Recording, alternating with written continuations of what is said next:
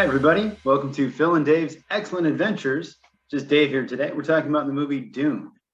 This will be a spoiler review, so if you haven't seen the movie and you're concerned about spoilers, I would suggest you go ahead and watch the movie before you watch this review.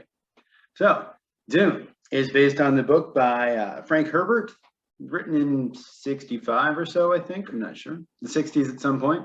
I am not a fan of the book. I've tried to read it a couple times. I think the world building is interesting, but I'm not a huge fan of Frank Herbert's writing style. And I didn't really think that, what's his name there, Atreides was the most, Paul Atreides was the most interesting character. So that being said, I like the movie from the 80s, from 84, I think, the David Lynch movie. And I was really looking forward to this movie. I'm a big fan of Denis Villeneuve. So much like the book, it covers Paul Atreides, the Atreides family, the Harkonnens, their adventures on Arrakis, and the other planets in Dune. One thing I do like about Dune is it takes place in the year 10,191, which is kind of cool because a lot of sci-fi takes place like 100 years in the future, and then Back to the Future Part 2 was supposed to be like 5-6 years ago. So as far as what I liked about the movie, I really liked Rebecca. I forget her last name, but the actress who played the mom, she was really good. Pretty much the whole cast is good. Jason Momoa is good. Timothée Chalamet, Oscar back there, Josh Brolin. They're all performance-wise, they all did a really good job. One of my favorites was the guy who played Thufir. I don't remember the actor's name, but he was a really cool character. Stellan Skarsgård was great in this. Dave Bautista was good in this. Javier Bardem, Charlotte Rampling is in this. It's great. It's a stacked cast, and Zendaya is in it a bit. One thing that I thought was interesting about it is all of the actors are very striking looking. They all have very strong jaw lines and sharp cheekbones and that kind of stuff. So I don't know. It works for what it is, I think. I like the music mostly. I think Hans Zimmer did the score here, and I liked most of the score music, but some of it did kind of remind me of like the THX sound, which I thought was kind of funny. Other than that, I thought the special effects were amazing. Pretty much almost every scene it was seamless. It looked like it was an actual ship, it was an actual planet, and all of that. So that was really cool. The Dragonfly helicopters were really cool. I thought the exposition was handled really well in this movie, sort of the way they explained it through training or through other people having conversations and everything. A lot of the stuff in the movie is like the book, like the hunter-seeker scene is, from what I remember, very similar to the scene in the book. And I really like that. The costume design of this movie is incredible. It's got to get nominated for an Oscar. I'd be surprised if it didn't win. I don't know what else is going to come out, obviously, but yeah, the costume design in this movie is really good. It's weird and it's interesting and it's fascinating, and I really liked it a lot. And I also thought the movie did pick kind of a good part to break in. This is part of it's a two-part movie, and this is the first part of it. And when you watch the opening credits, it actually says part 1, which is weird because they didn't market it that way exactly. But yeah, I thought, the whole time I sort of knew that it was going to be that way going into it, and I was wondering where they were going to choose to put the break, and I thought they put it in a good spot. So as far as the dislikes go, though, I didn't really like their shields. I didn't like the way that they showed the shields as working. I didn't like, especially the first training scene between Josh Brolin and Timothée Chalamet. I was a little underwhelmed by it. I don't know if it was just the actors being unable to sort of handle it, or Denis Villeneuve is a great director, but he hasn't done a lot of action that I know of. Blade Runner had some, and Arrival had maybe a little bit, but I definitely thought some of the hand-to-hand fighting combat in this movie was a little underwhelming for my taste. The movie is a little slow. It's kind of a slow burn. I didn't mind it, but I can see how other people would easily get bored with it. In general, the issues that I have with the movie are sort of the issues I have with the book. I don't like Paul that much. I sort of struggle to relate to this sort of chosen one archetype that's born to noble sort of parents and this great lineage, because I did not have that sort of upbringing. So I don't know.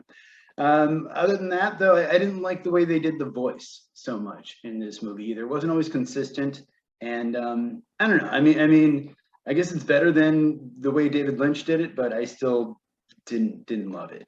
Again, most of the action was good, but some of it wasn't. I thought the first scene with the worm, in particular, I was aware that I was watching a movie.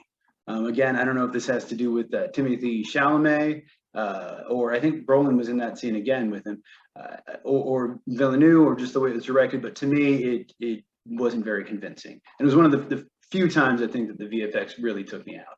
Another time was there is a scene with Jason Momoa where he's fighting, and it's very obvious to me that he's on wires.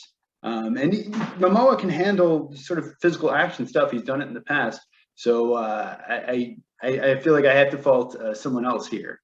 And other than there was a couple other scenes too where I felt like I could see that people were on wires. Now, granted, they're on an alien planet, and so the gravity there's a little different. So maybe that's what it was supposed to be. But to me, it just looked like actors on wires.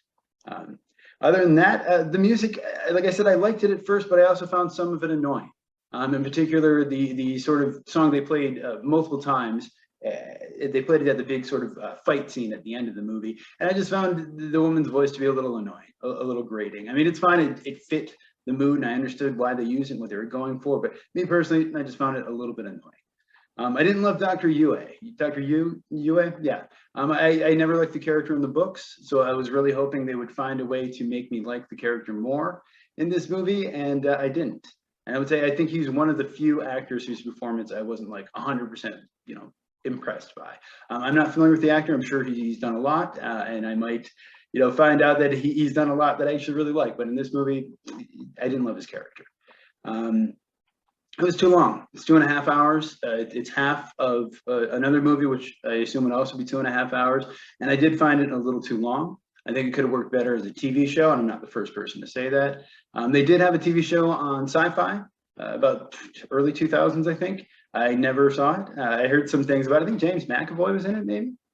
And then there's all these weird sort of long, soft focus shots, mostly of Zendaya, sometimes of the environment or whatever. And at first it was kind of cool. It kind of got what they were going for, but I feel like they overdid it a little bit. I really liked the first half of this movie. I thought it was amazing, and I was really excited for it. But yeah, about halfway through, I found it dragging, and I was kind of starting to get a little bored by it. Other than that, it starts with Zendaya. I was sort of surprised that you hear narration and it's her talking about the planet and sort of her people and the way they've been affected, which is an interesting choice. I don't remember the book starting that way. It may have, but I don't think it did.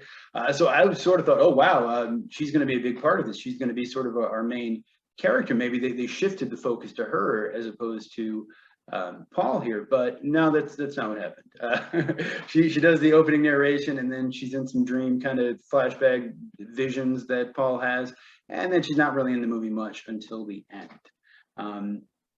It does seem to follow the book pretty closely from what I remember. Again, not a huge fan of the book, but there's some scenes that I remember seeing or reading in the book and seeing in the movie, and thought that was pretty cool. And a lot of people seem to be up in arms or indecisive about whether or not we're going to see a part 2. I don't think they've 100% committed, but it sounds pretty clear that they are going to make a part 2. It did come out on HBO Max, which is Warner's streaming service, and in theaters on the same day. And I know that upset people like the director, but it sounds like from what I've heard, if it does well on HBO Max, they are going to make a sequel. And so I'm fairly confident that there is going to be a part 2. And I'm really looking forward to part 2.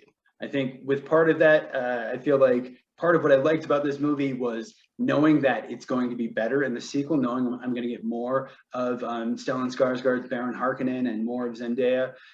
But that being said, for what it is, this movie as it stands, I'm going to give it an 8 out of 10. I think it was a good movie, not great, not perfect. I'm really looking forward to seeing the sequel. And I think if you're a fan of sci-fi or Dune or Frank Herbert or whatever, I would think you would probably enjoy this movie, but I guess we'll see what everyone else has to say about that. So I think that's it for this week. I know Phil and I are going to review The Eternals when it comes out in 2 weeks.